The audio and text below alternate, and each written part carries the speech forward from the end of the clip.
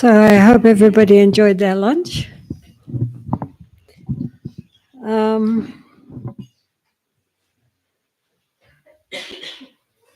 Okay.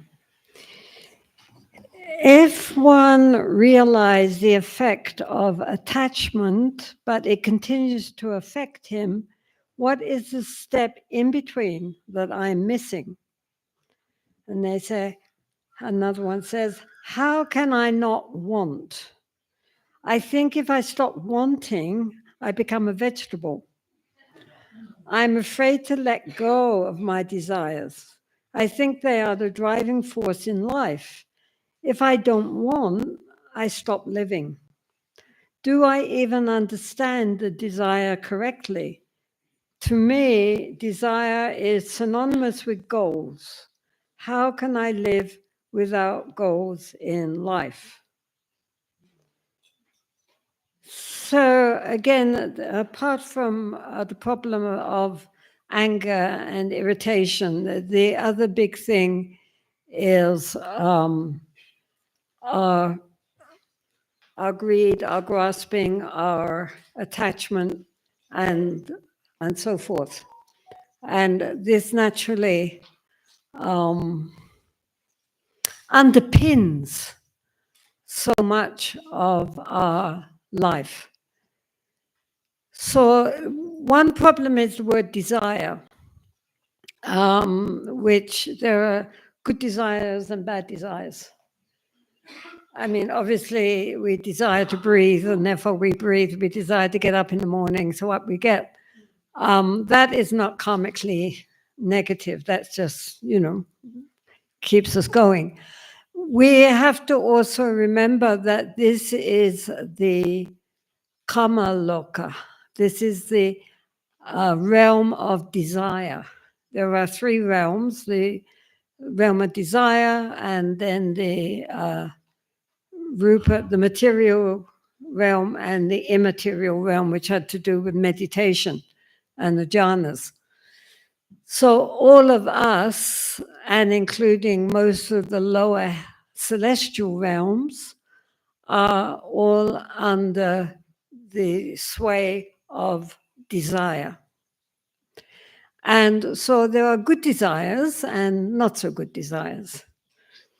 So it's not that we stop desiring per se. I mean, we desire to, get enlightened. We desire to help all living beings. We desire, to get rid of our anger or our jealousy. I mean, that's a good aspiration. And Tibetans spend hours on aspiration prayers, which are all about I want, basically, to lift the heart and broaden our vision. So it's not the desire in itself is not good or is wrong, but the important thing is, well, two important things. One is what we desire, and secondly, who is desiring anyway. But the desire in itself is neither, most desire is neither good nor bad. For example, like say you enjoy eating chocolate cake. And so every morning on the way to work, you drop off at some place where they make extremely delicious chocolate cake, and you buy your chocolate cake for your mid-morning snack. That's not good, that's not bad, that just is. But then one day you go there and they don't have any chocolate cake. They've run out of chocolate cake and they offer us carrot cake. But we don't like carrots. And so we are not only extremely upset that they didn't save a slice of chocolate cake knowing that we want it, but also during the morning we are, again, our whole morning is out because we didn't have our nice something exciting to look forward to. So then desire becomes a problem. In other words, as long as we are fulfilling our desires, we are happy. But when we cannot fulfill our desires, we get upset and annoyed, then that's a problem.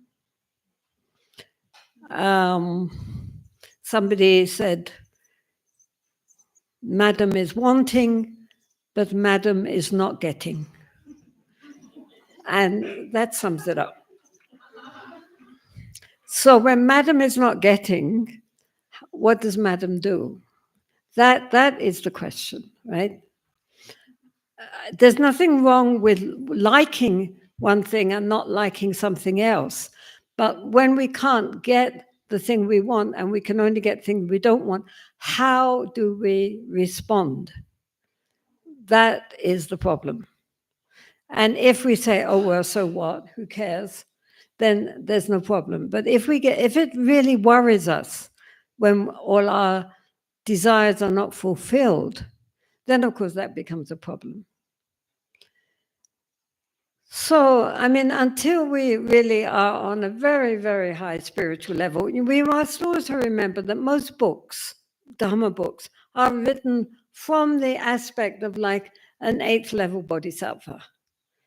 But since not too many of us are probably 8th level bodhisattvas at the moment, we see that as the ideal, but it's not the practicality of how we actually are going to respond.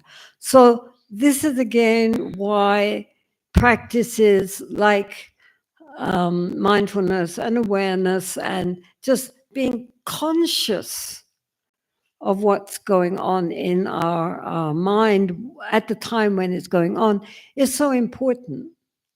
Because then, we don't get our chocolate cake annoyance, but we see, oh, look, annoyance. And then in the seeing, it tends to dissipate because we've caught it and we can laugh at it. Laughter is a great antidote to many of our problems. We usually all take ourselves too seriously because we're ever so spiritual. And spiritual people don't do that. It says so in the book, right? No. So then we try to pretend that's how we're feeling when it's not what we're feeling. And that's when, people get very difficult. I just heard from a friend of mine who had gone to work at a Dharma center in Australia. And last time I had heard from her, she was about to go to work at this Dharma center. So she was very happy she was finally going to be surrounded by Dharma people. But this email says that she's left. And the reason she left was essentially because they were not kind. And she had thought that in a Dharma center, at least, compared to society outside, that, they would be friendly and warm and nice people, but they weren't. And it seems to me with all these, high aims that we have of overcoming desire, overcoming anger, overcoming this, overcoming that, we have forgotten that really it would just be nice to be nice. As His Holiness the Dalai Lama says, what's the aim of it all anyway? Well, to get a good heart. Even if we still have desire and a bit of anger and jealousy and all these other things, are we essentially nicer people now we have been in the Dharma for some years than we were when we started? I mean, even just asking ourselves that, forget about all the different boomies and all the different, seeing the nature of the mind and all that. That's lovely. But are we essentially an improvement on the old model?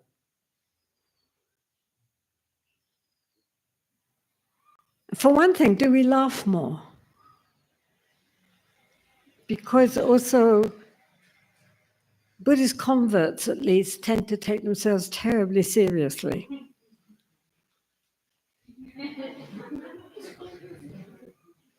Right?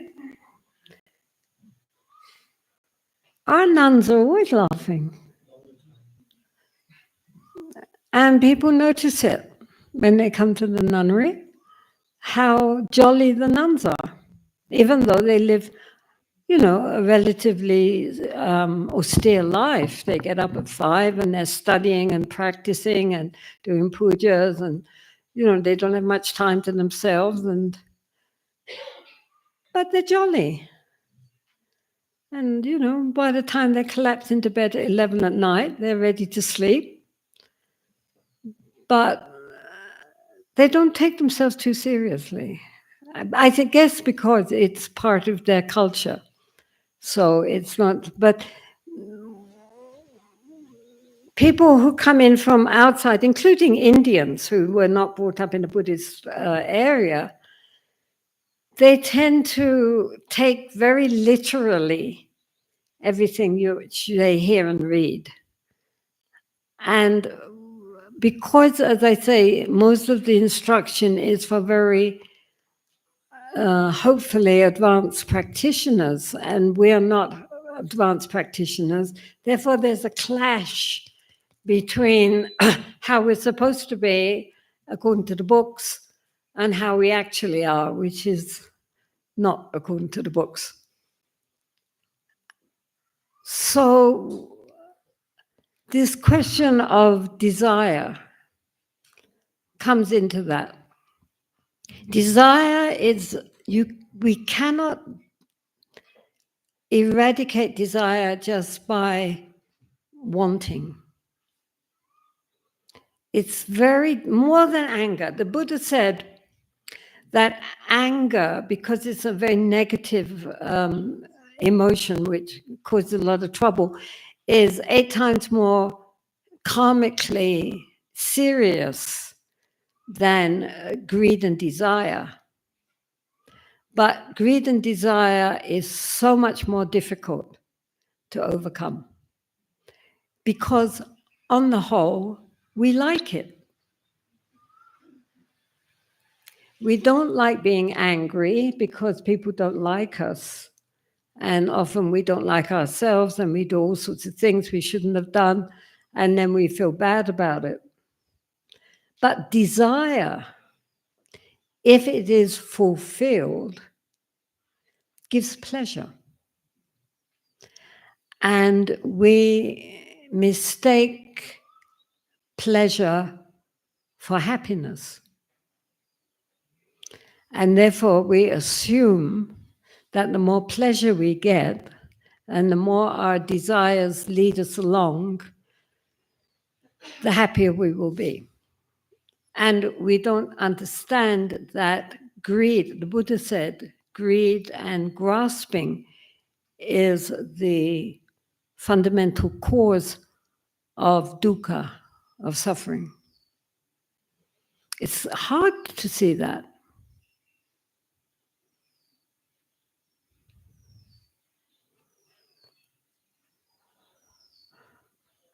I don't know how much I should go into that, but these desires, like the tentacles, reach right into the depths of our psyche.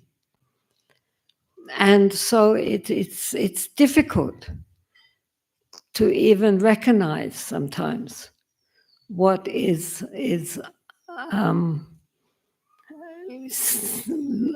pushing us forward. I mean, often these things they seem quite innocent, but they're not as innocent as it looks.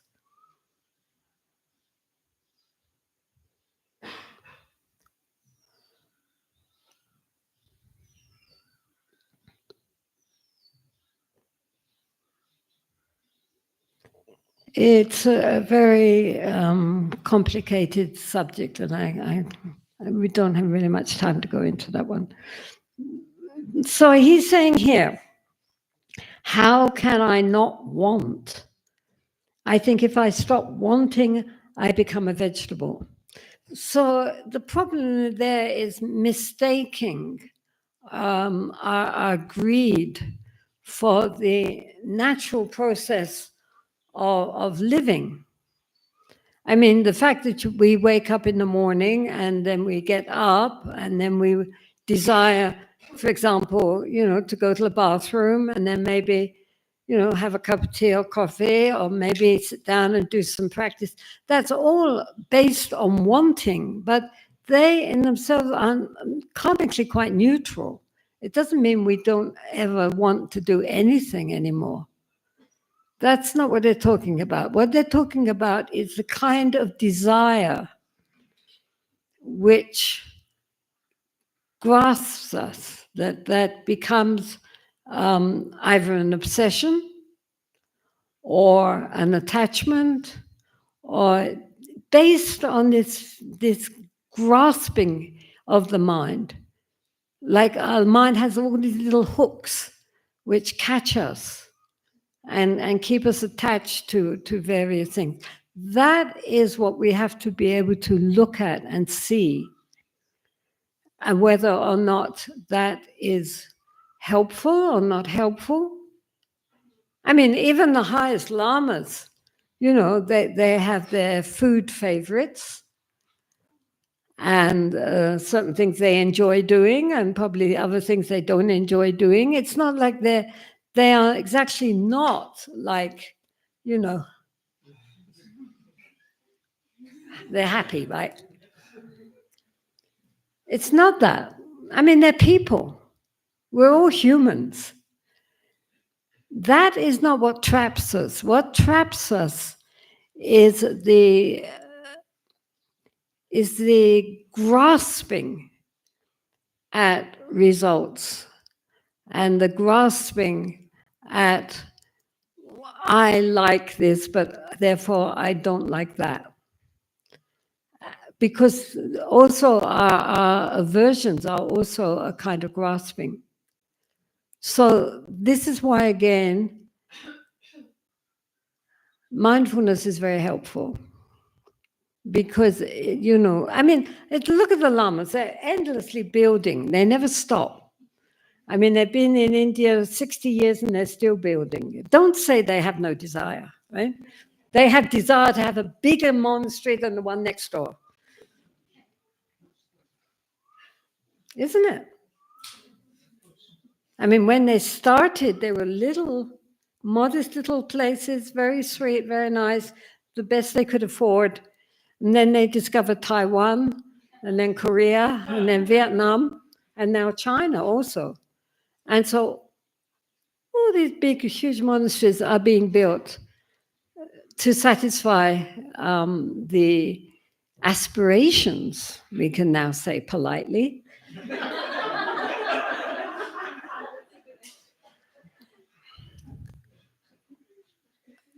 So it's not that we become nothing. It's not that we become blank, He's saying that, I don't want to stop living. It's nothing to do with that. It's to do with recognizing the difference between affection and love and attachment.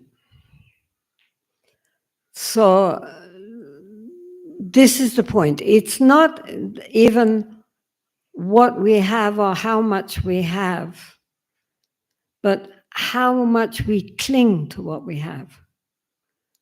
No? There's this story which you've probably all heard, but you can hear it again. Because many of the Mahasiddhas and great practitioners back in India also were very wealthy, and they were kings and wealthy businessmen and people like that, and that didn't prevent them in any way from practicing the Dharma, and it didn't mean they had to give everything up to do that. If they didn't want to, they could keep what they had. The important thing was how much they were attached to it. So there's a story of this wealthy king somewhere in India, and he had a big palace full of jewels and beautiful artifacts, and he was, a connoisseur of the arts. But he was also a very devout king. And he had a guru. And his guru was the opposite. He was very, very ascetic. He only had a loincloth and a clay bowl. And that was all he possessed. So one time the king is in the gardens with his guru. The guru is giving him teaching. And then the servants from the palace come running up and saying, "Hey, Maharaj, Maharaj, quickly, come, come, come. The whole palace is on fire." And the king said, "Don't bother me. I'm getting Dharma from my guru. You deal with the fire. Okay? It's up to you." And then the guru jumps up and says, "What do you mean? I left my bowl in the palace."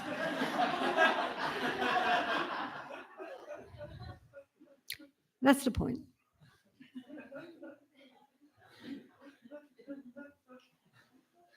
That's the point. It's not what we own, but what owns us. And so don't worry too much. We can also have goals. And the reason why often we're told not to have goals, especially nowadays, is because so much of our life is taken up with goals. It's scheduled for this, and then we get that, and then we get that, and then we'll get that.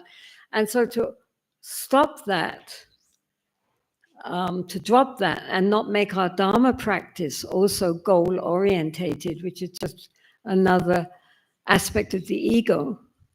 Now I want to do my mundro, and I'm going to, everybody else is doing 100,000, I'm going to do 120,000, and they're all taking a year, I'm only going to take 6 months or whatever. This is just the ego using Dharma as a ploy to be one-up shit again. So that is not good. But if we have an aspiration, right? Well, I will definitely try to finish my mundro in 6 months if possible, or else I have to extend it if I can't manage it then. And you practice just to practice, and eventually the mundro is finished. Then that's different. That is not, you're not trying to impress anybody. You're just trying to get some discipline into life, so that if we make little goals that we have to try to reach, it keeps us motivated. Desire is yeah. I mean, I cannot, unless one is really genuinely resting in the nature of the mind most of the time. I think it would be very difficult for most people to live without the ego getting in the way and setting its own agenda. As long as we are conscious of that, then it's not such a harm. We cannot expect us like that to be without desire. To desire to be desireless doesn't make sense. What happens is that gradually things which used to fascinate us no longer do. I remember one person, she went to Burma to do a retreat there. And in the end, she stayed about a year or so. And then when she left, she went back to Germany, where she was from. And what struck her immediately, to her surprise, was that all the things she had been looking forward to in getting back to Germany to be able to do, when she got there, she wasn't interested. She was really surprised to find that her sphere of interest had changed. And the things which she had previously really enjoyed, she no longer wanted to do. I mean, she wanted to do more practice and less going off to dancing.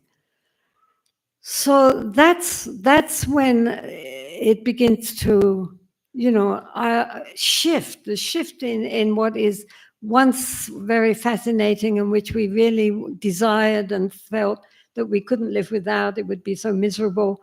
Suddenly we discover that actually we couldn't care less.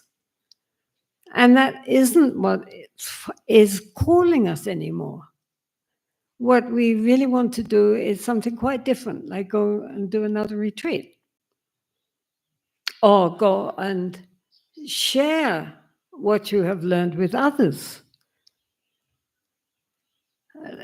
The level of clinging has changed, but that can only happen through an internal shift in our interest. It doesn't really work if we just tell ourselves, no, we shouldn't do that because somebody said we shouldn't do that, and not because we actually just wouldn't want to do that anyway, because we're not interested anymore. It's gone. Am I making sense? Sorry, I'm kind of, I mean, I always think of it like when we're children, when we're small children, and we have a favorite teddy bear, then if someone takes away our teddy bear, even if it's only got one eye and it's really dirty by now, nonetheless, it really hurts us because we are so attached to our teddy, and now they've taken it away and said we're too old for teddies. And we're not too old for teddies because it's my teddy. And so there's no renunciation there. There's just the pain of somebody depriving us. But as we get older, then naturally we lose interest in teddy bears. So even if someone gave us the most beautiful teddy bear in the world, we could care less. We're interested in computers.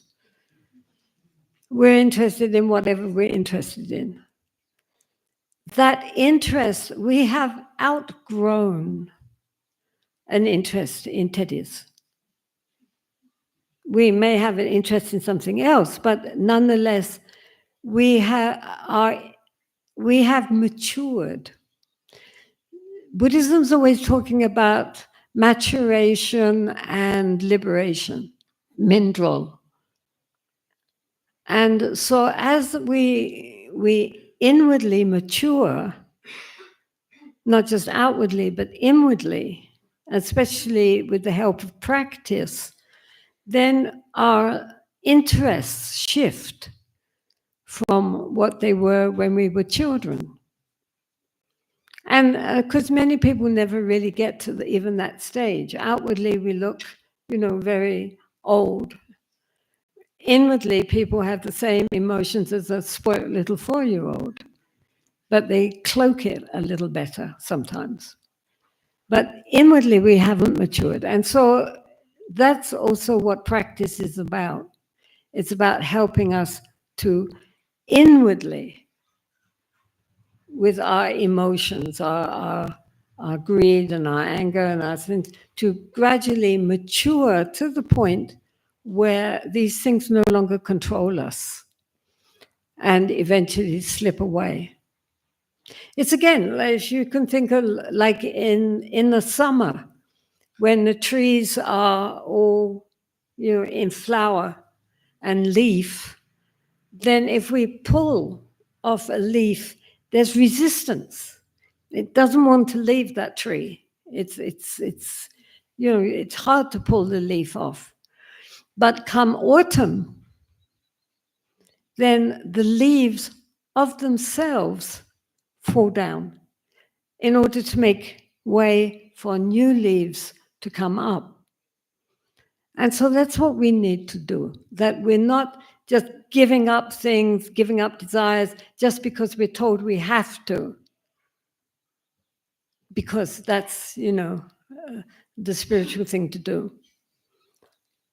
But of itself, we lose interest, and those leaves that we had when we were younger just fall down and are replaced by new aspirations, new desires in the sense of wishing to really incorporate the Dharma in our heart and become genuine practitioners and put the refuge right in the center of our life, so that even during the day, we are practicing. Everything which happens to us during the day is the opportunity to cultivate inner qualities, especially, of course, patience and kindness and compassion. And that replaces our previous responses, which were often annoyance and greed and anger in general. So we are evolving. We are transcending our earlier responses to life, and now we are using our whole life as the Dharma practice. All these wonderful qualities which we need to cultivate. First of all, our ethical conduct, to make sure that we don't do anything which creates any harm or hurt to anyone, that everyone with us is safe. We're not going to try to cheat them or lie to them or in any way create problems for them. As much as we can, we will not do that. They can trust us. And then also cultivating kindness, compassion, patience, all these qualities we read about all the time. But often we don't incorporate them in our daily life. When we sit in meditation, in formal practice, we make all these nice aspirations of how we're going to do this and do that, and may I have this, may I have that. But when we go outside, where is those aspirations? We don't recognize that even in our everyday life, in our family, with our work, with our social life, with just being in this world, that is the practice.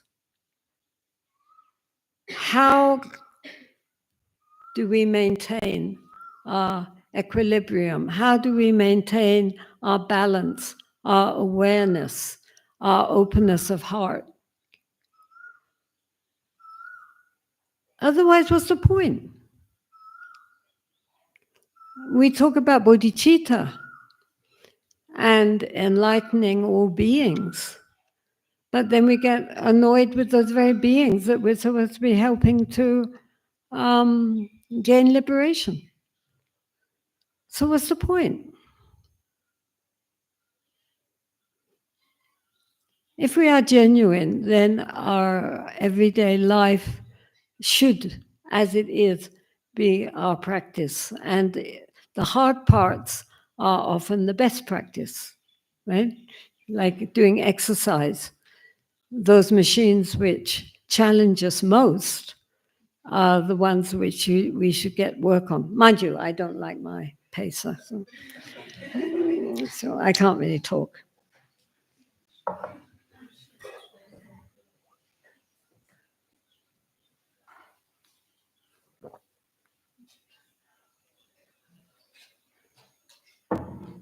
Anyway, the point is that there are good desires and bad desires, and we should cultivate the aspiration to really use everything which happens in our life as our practice, and not make a big separation between when we're in a Dharma center and when we're at home or somewhere where there is no Dharma, obvious Dharma, but everybody is our teacher.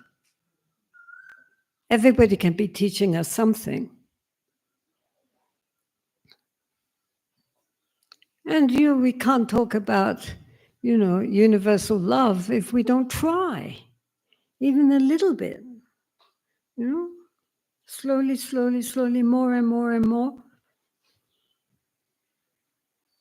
And we can look back and think, well, maybe somehow something really has shifted inside, because we all have the potential to be free.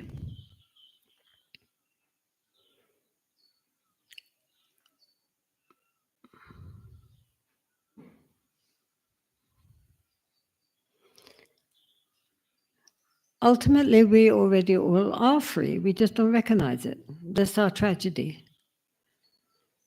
But I always think, well, all the Buddhas and Bodhisattvas are smiling. That's encouraging, right? They're not grimacing or going, oh, God, that lot. They were smiling at us encouragingly. And they believe in our potential because they can see it. And they can see how close we are to that, but how we don't see it usually. And so they feel tremendous compassion for us because we have such potential as human beings. And yet, again and again, we miss the score. We just don't get it. So the Dharma is very clear. One of the things about the Dharma is that it doesn't just say, for example, be kind, but it gives us techniques and methods to cultivate kindness. And so all the things which it asks us to try, it also gives methods by which we can accomplish if we make the effort. And that's why I think the Buddhas and Bodhisattvas are smiling, because they can see behind it all, we're all okay. We just don't know it yet. And if that's for oneself, that includes all beings everywhere. All beings have the potential to waken up. But most of the time we are stuck in this prison house of samsara, and it's very hard to find a way out. But having come to the Dharma, we should rejoice, because the gates to the liberation, the gates to the deathless are wide open. Nobody's locked them. We just have to find the key and walk in. So we should not despair.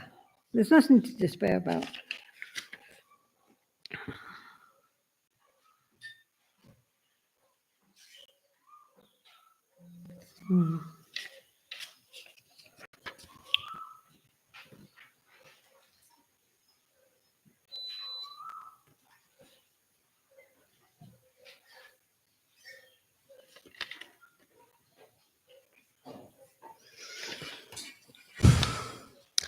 Working in the social sector among vulnerable communities, it sometimes becomes overwhelming to deal with the constant pain and suffering on the one hand, and on the other, there's a frustration and anger at the system of indifference and injustice. Can you give some guidance on this, on how to balance? Well, of course, that many people, especially who are in the social services, have that twofold challenge. One, that there is so much suffering and injustice in the world, and at the same time, there is so little encouragement from like the government or people who could actually change things to do anything about it. So that, I mean, so many people I know who are working in various avenues of the social system who are just so frustrated, not by the people they are trying to help, but by the bosses and the people who are actually behind the scenes doling out and I mean, we've seen it now in America, in a big way, how little compassion there is for the helping and reaching out to the vulnerable.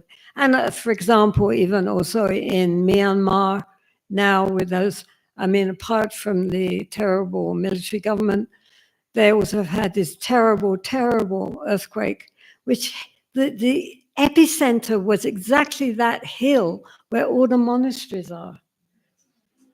I mean, how's that? And so most of the monasteries and temples and nunneries in Siam were destroyed. And at the same time, the government doesn't allow almost any of the aid agencies to go in there to help. So you have on the one hand all the pain and suffering from, losing everything, and thousands of people died, and then all those injured. And at the same time, the fact that you can't get there to help them. So yes, I mean, it is a terrible pain. And I think at that time, it is very important also not to forget oneself. Because people give out and out and out all these really beautiful bodhisattva-like energy, trying to bring some help into difficult situations, but they forget to also look to themselves. So they're breathing out, but they're not breathing in. So it's very important to breathe in as well as breathing out.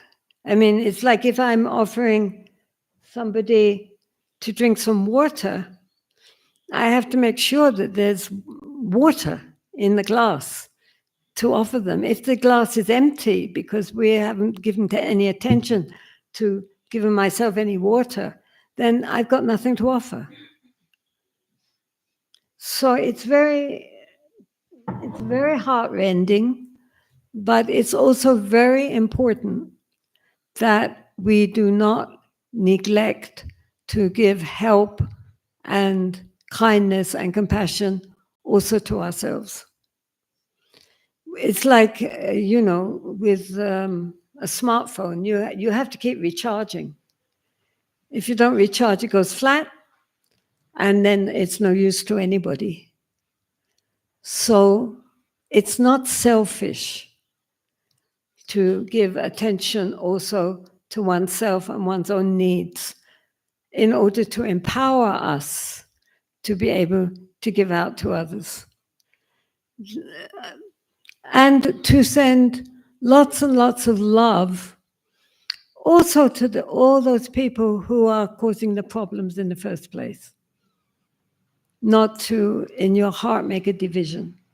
But, as the Buddha said, we give love to ourselves, to those that we care about, like our families and our partners and whoever, and then to people we're indifferent towards because we don't know them, and then to people who are really very difficult and causing a lot of trouble.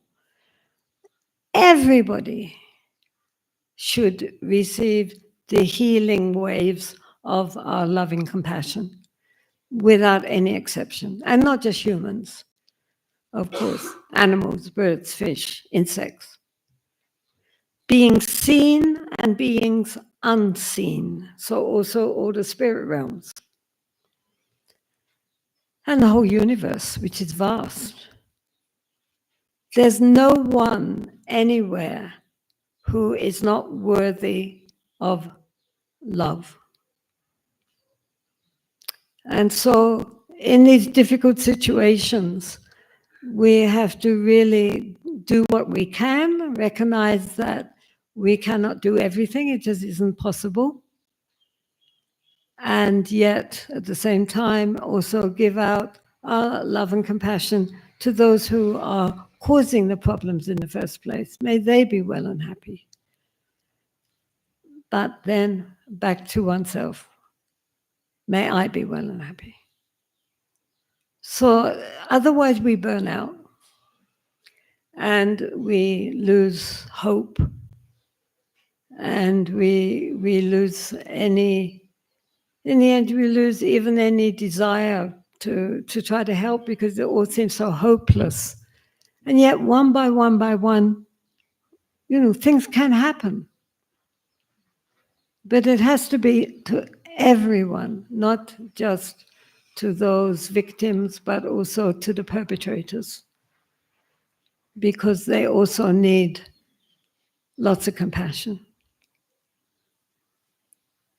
This is samsara. And though we might try to make samsara as comfortable as possible, which is very much on the modern day agenda, nonetheless, however hard we strive, samsara is dukkha. And we have to accept that. Even the Buddha could not stop his clan, the Sakyas, from being wiped out. Even Jesus couldn't get rid of the Romans from Israel. I don't think they tried.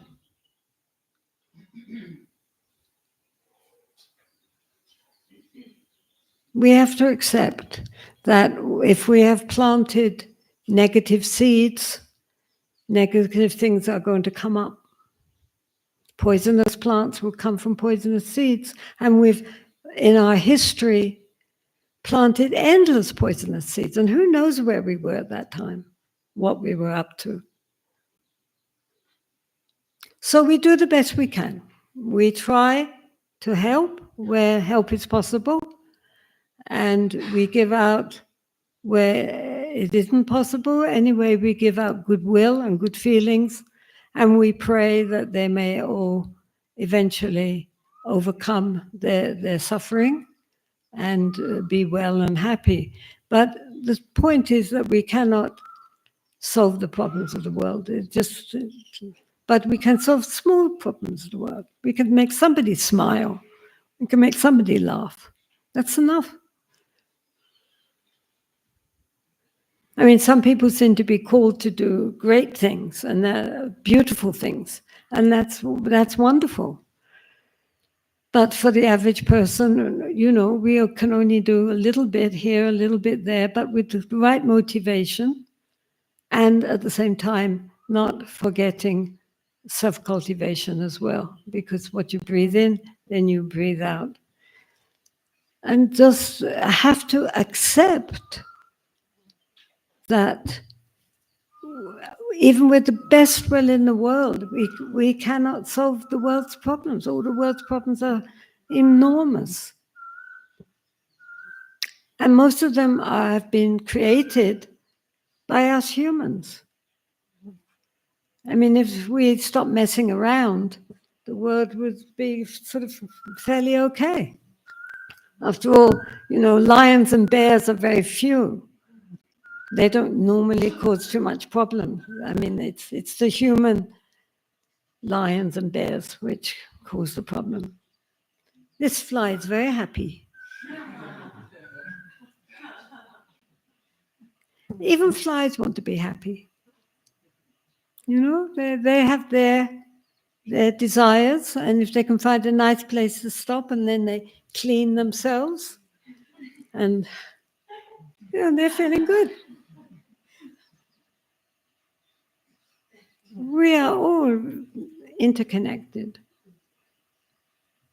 And really, it's very sad what is happening in the world today, considering that we have the means to alleviate so much of this suffering right now.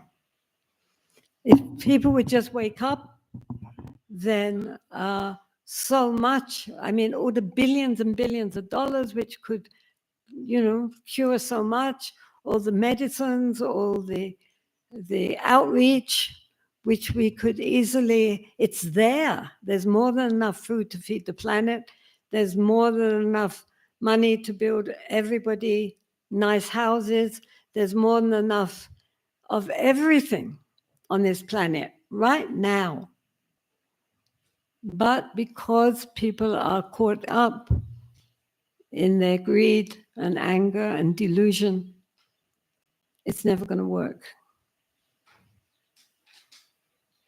So what to do? So send out love, send out joy, and don't give up. And we've got lots of rounds to go yet. So maybe next time round, we'll all be ruled by AIs who will be ever so much more intelligent and stick us all under fences so we can't get out too quickly. And then maybe teach us all how to be good humans when they rule the world. Right? Who knows? Don't laugh. It could happen. It couldn't be any worse than what we're doing.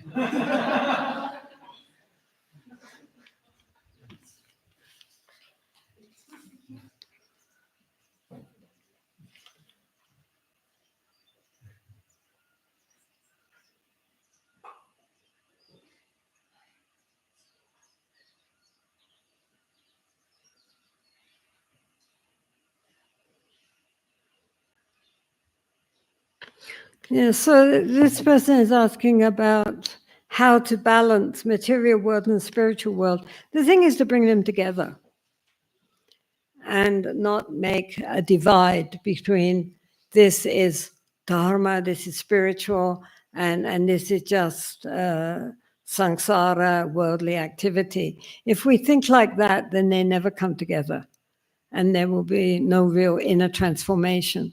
But if we recognize that everything which we do everywhere, whether in retreat or whether working out in the world or whatever we are doing, if we do it with genuine loving awareness and presence, it's a Dharma practice. There's no difference. There's no difference between sitting in retreat, saying your mantras, and going out and working to bring an income in for your family. It's all the same. It all comes from the mind. So what is our mind doing? That's the question. Our mind can be in retreat. I mean, the Tibetans have a saying, you know, body in the cave, mind in the bazaar. And it's true. Or the Buddha said, when you are in the bazaar, keep a cave and forest mind. So it's up to us, right? We're making the physical is not the point. The point is what's the mind doing? What is our mind doing under all these different sets of circumstances? Because it's the mind which gets liberated, not the body. So when you're in the bazaar, be aware. The Buddha, I mean, it's a little bit too heavy, but the Buddha said, imagine you are walking through a crowded bazaar and on your head you are carrying a vase, a pitcher filled to the brim with oil. And you're walking through the bazaar with all the people. And behind you is walking a soldier with an upraised sword, ready to cut off your head if you spill even a drop of oil. Would you be mindful or not? Said the Buddha. So while that gives rather a tight image, and actually our awareness should be more open than that, it nonetheless also points to the fact that we need to be really, very, very present, especially in challenging situations like walking through a bazaar. Is our mind going here, there, all over the place? Or are we centered and focused? That's the point. Don't worry about the guy behind with the sword. Just look at the mind and see, are we present with what's happening in this moment? I mean, normally nowadays, like if you go to Palmo, you have to be mindful because of all the traffic. You're likely to get run over if you forget. But nonetheless, the point is that whether one is in retreat is no, the fact that one is in retreat is no indication that one is really practicing. The fact that one is out in the world is no indication that one is not really practicing.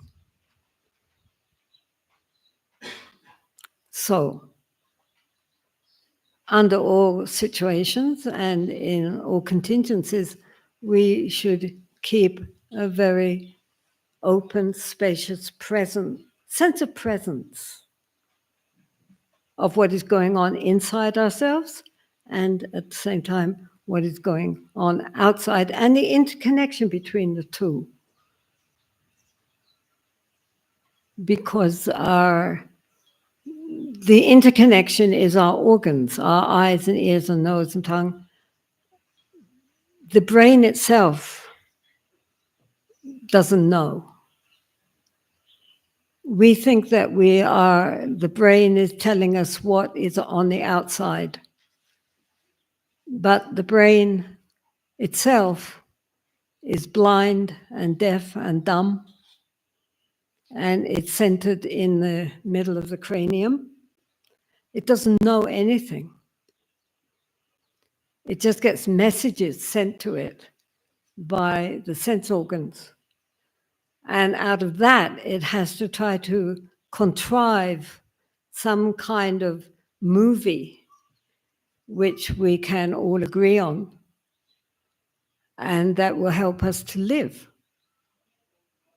But actually, I mean, it's quite fascinating when you think about the implications that the mind doesn't actually have a clue what's going on outside, apart from the signals it gets from our sense organs.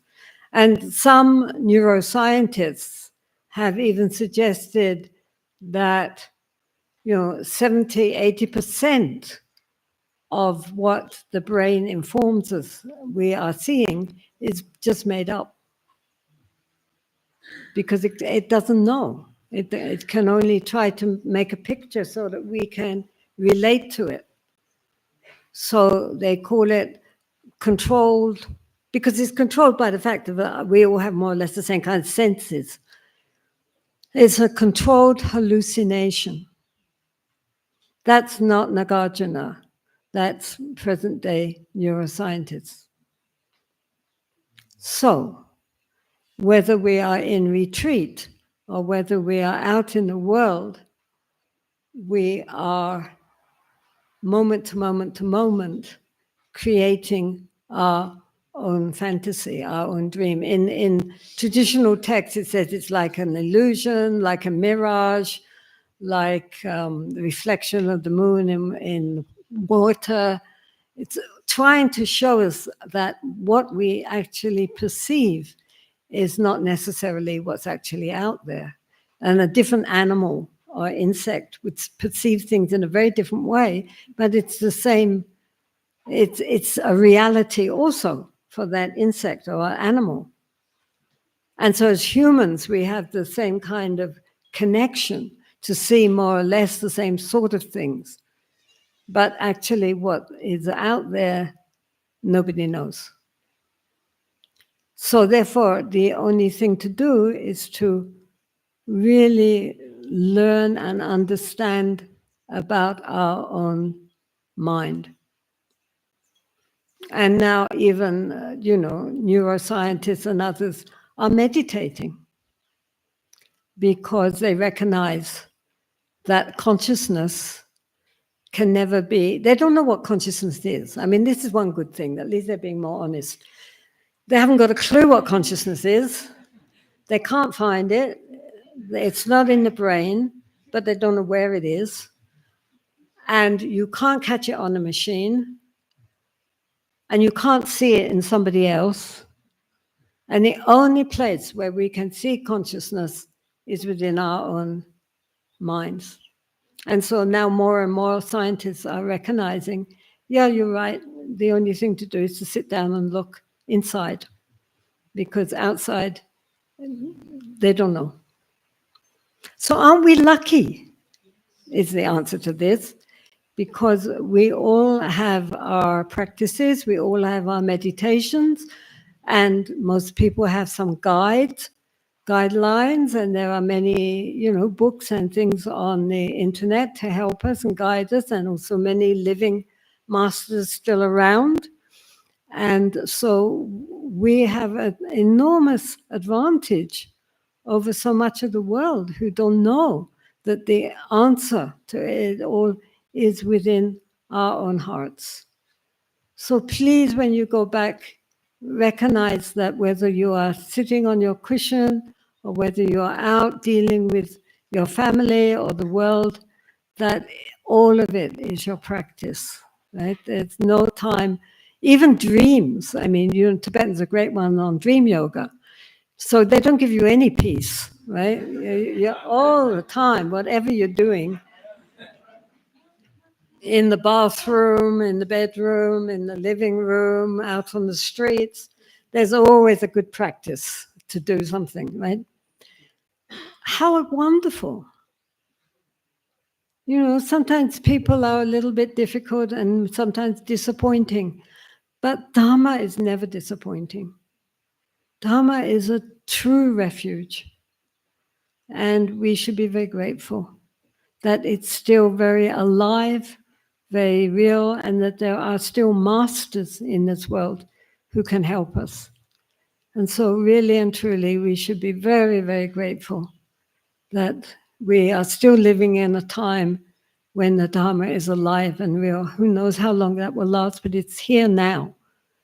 And we're very, very fortunate. So we should, all of us, pray that the Dharma may flourish and grow. And the Buddha himself, what is interesting also is that the Buddha, after the Buddha's enlightenment, in the Mahaparinirvana Sutta, it says that just before the Buddha is going to go into Mahaparinirvana, Mara, who represents everything which is opposed to enlightenment, comes along and says, okay, look, oh Bhagavan,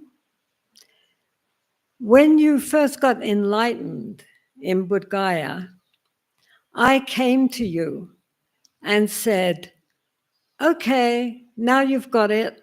You spent so many eons striving for Buddhahood. Now you're a Buddha, lovely, you can go now.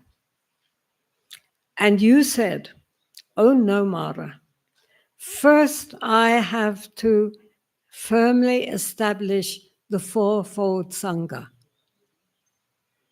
When the Fourfold Sangha is hearing and thinking about, analyzing, and practicing then the Dharma, then it is time for me to go. So right from the start, the Buddha envisioned as very important the Fourfold Sangha of monks, nuns, laymen, laywomen, all his followers, that they should not just that the lay people should be supporting the Sangha, but that everybody should be studying it and thinking about it and putting it into practice. Then, he said, the Dharma will flourish. Now, in Asia, throughout the centuries, that was a little bit downplayed, and all the attention for studying and practicing and so forth was handed over mainly to the monks. As a result, good thing is that they very scrupulously maintained the Dharma to the present day, because they were being supported by the lay people, and in order that they could become professionals. And so all the knowledge and understanding was mostly in the hands of the monks, who held the Dharma very preciously, and it carried on until the present day. Now, for the first time, actually, in 2,000 years, the shift has come that most of the practitioners are lay people. And among the lay people, many of them are women. This is the first time it's happened in Buddhist history like this. I mean, if not just in Asia, but also in the West, you go to a Dharma talk, even if the teacher is a monk, a lama, nonetheless, the majority of the audience will be lay people, and among that, the majority will be women.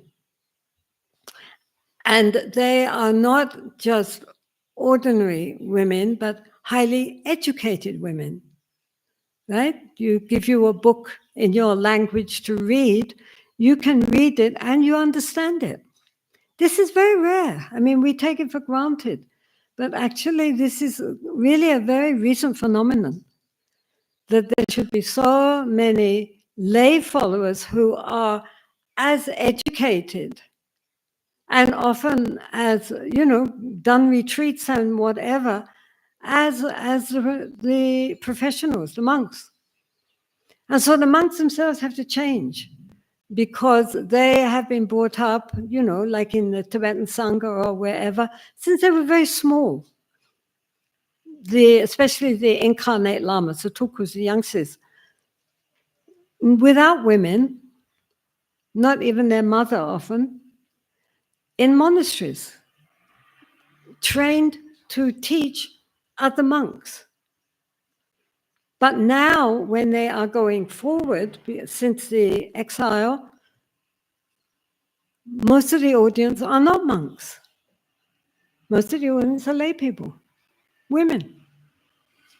So it's very interesting to watch how now these modern young lamas are changing to encompass the lifestyles of their audience, which is very, very different from how originally they were trained. It's interesting. We don't know what's going to happen because it has never happened like that before.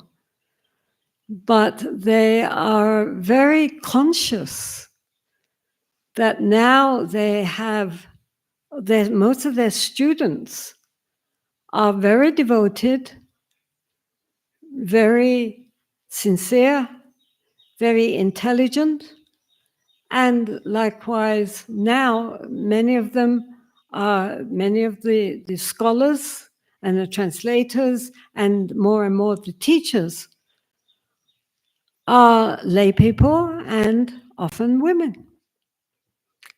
So it's interesting. And we will see. I mean, when Buddhism is very amenable. When it went to China, it became Chinese. When it went to Sri Lanka or Thailand or Korea or wherever it went, it changed its outer form to fit in with the culture of that place. So if you see a Sri Lankan on one hand and a Chinese on the other hand, you might think they were different.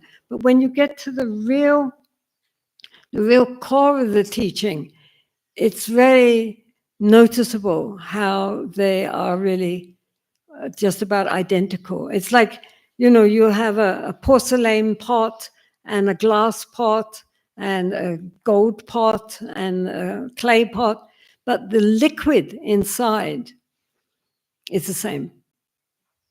And so it looks very different, but it's surprisingly, the view is very, very similar, even though they have been apart from each other. That's the other thing. For the first time, all these different traditions are coming together and meeting each other. When you go to pilgrimage places, you see all different colors of robes. And also on the internet, etc., you can contact. Now, you can get, in the morning, you can have a talk on Pure Land, and in the afternoon, you can have a talk on, Mahamudra, and then next day, you can have a talk on something else. I mean, there's so much out there now in a way which there never was before. And the audience are highly educated and intelligent and are able to appreciate what is being taught. When these geshes and so forth teach, they're teaching now at really quite an advanced level and expecting that their audience will be following them. I mean, in Tibet, no geshe would ever give a talk for how many days on emptiness to a group of lay people, because they would recognize that these lay people would not be able to follow. But they expect all these foreigners and Indians who do not have a background in Buddhism, that they will be able to follow and will be benefited by these advanced philosophical teachings. So we are living in a very interesting age. We don't know where it's going to go because we've never been there before. This is an unknown path. Let's see. But each one of you has the potential to awaken. Don't forget that. It's not something over there. It's somebody so close. The Tibetans say that the nature of the mind, the realization of the nature of the mind is so close that it's like the eyelashes. It's too close, we can't see them. And likewise, the nature of the mind is so close to us, to our consciousness. We're conscious. But it's so close we don't see it because we're always looking over there. So our job now is all to wake up. And may all beings be well and happy. And I'm sorry if I just go blah, blah, blah, blah, blah. Please excuse old age, what to do.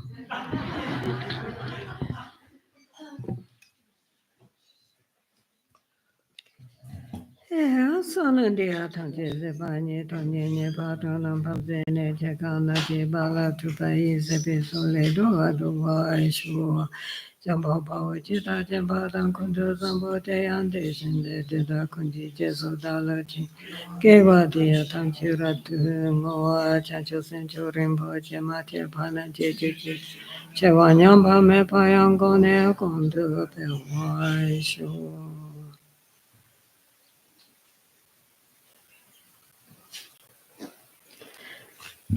Thank you. And if there was any merit, may we especially dedicate that for the poor people in Myanmar who are suffering so much at this time. And those of you who have been to Myanmar will know what a beautiful Buddhist country it was and what beautiful people they were, and so much devotion, so much practice. It's the one Buddhist country where they have so many meditation centers, mostly for lay people. And so, it's the one Buddhist country where people would come up and say, oh, I'm doing such and such a kind of meditation. What kind of meditation are you doing? Lay people. There was a great deal of interest in practice and in cultivation. And it's extremely tragic that they have yet again been taken over by the military. And now with this terrible earthquake on top of it. So please also put your dedications in that direction for these poor people. Thank you so much, Jetsunma, on behalf of all of us. It was such a beautiful and precious medicine that you've given us again. And we really request you to please come again and again and take an reception. We would love to come to your monastery. Please come. To DGL, but having you here creates a lot of auspiciousness for us and for Dear Heart. And even the rains have given their proof of auspiciousness, rain of blessings of your presence here, and a lot of hope again, and a lot of inspiration for us to wake up. And may you always be inspired to wake up to your words. Thank you so much. Thank you, my dear. Please stay healthy and please continue to teach. And thank you to Kulve also for coordinating this and making this happen. I know it's not easy, but please make this happen again and again for us. Please.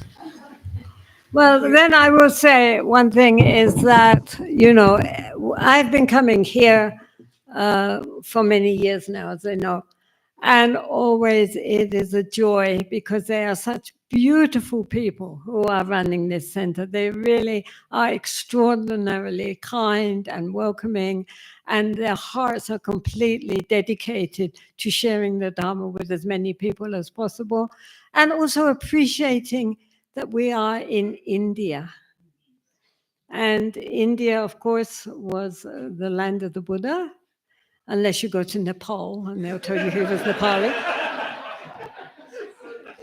Please make these beautiful people happy again.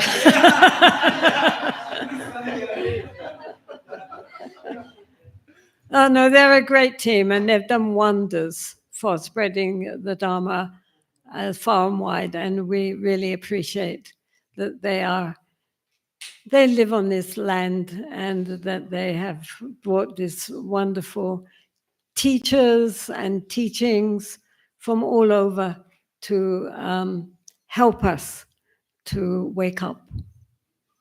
Thank you all. Great guys. I think Pallavi has said, I would like to say that Jetsunma has given many teachings here. And those of you who are just listening, we have the series in the bookshop. You can avail them. I think wonderful teachings. Just for information. So we had a small Oh, great. Thank you. Lovely. In fact, Jetsunma, I don't know if you remember, we had a program here in 2006 August with the Burmese. You came as one. Yes, I remember that. Yeah. They were this group of Burmese Christians. Yes. And for whatever reason, they came to India and they came here. And so we had a meeting in which we're asking each other questions. And I remember one of the questions was they were very knowledgeable about Buddhism, and they weren't at all antagonistic or trying to convert. They were just interested. But their understanding of Dharma was really quite deep. And one of the questions they asked was, what is the best thing and the worst thing in Christianity?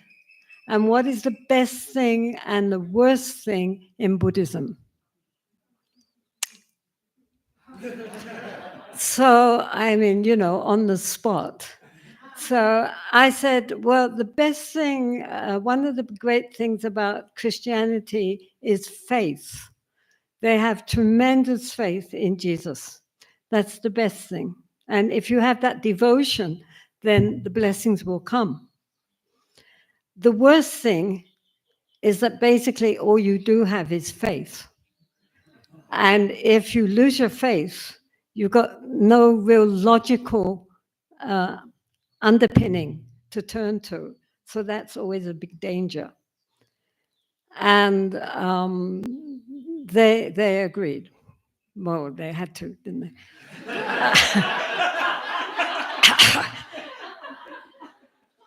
And I said, I don't remember what I said about Buddhism. Maybe that, no, what did I say about Buddhism?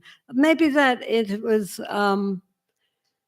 no, I can't say. I can't remember anymore because I can think so many good things about Buddhism, but I can't think which one I selected. But it was, anyway, yes, they were lovely people from North Shan, the Shan states. And very, very open, very friendly. And Burma was really, I feel so sorry because before our eyes, we can see a whole civilization going down the drain if they're not careful. Because not only physically with this terrible earthquake, but also with the military system, which is so tight. It's very, I don't know how they're going to get out of that. So let's pray all to the Buddhas and Bodhisattvas for them to find a way to go beyond they're present. Because so many beautiful temples. I mean, Burma had so much gold and jewels, and they used most of it on their temples and their stupas. And they were very generous, very kind, very, again, lighthearted. They have a connection with the Tibetans. The language is Burmo-Tibetan. And the monks wear maroon. And although they have, they're not Tibetan Buddhists, but they do have a connection. And they used at one time to have Tantric Buddhism there. And Mahayana. Anyway, it's very, very sad because they're, very lovely. The monks and the nuns, they're so sweet. The nuns are absolutely adorable. And they wear pink. So if you ever see any pictures of shaven head ladies wearing pink, they're Burmese. Beautiful people, so lovely. And it's just so tragic what's happened to them. So please, yes, remember them in your prayers. Thank you.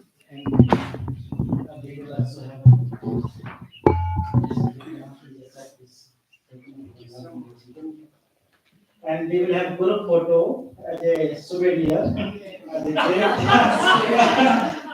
front of the office on the steps.